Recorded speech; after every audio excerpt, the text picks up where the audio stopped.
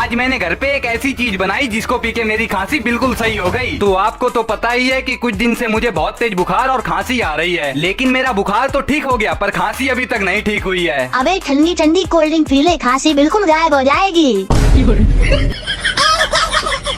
अब cold drink P के तो नहीं, मगर मैं एक ऐसी चीज बनाऊंगा जिसको पी के जरूर सही हो जाऊं। बेटा, मुझे देखकर इग्नोर मत करना। इस बार जो भी एग्जाम में पास होना चाहता है मैं पास कर दूंगी, मगर मेरा भी एक काम करना होगा।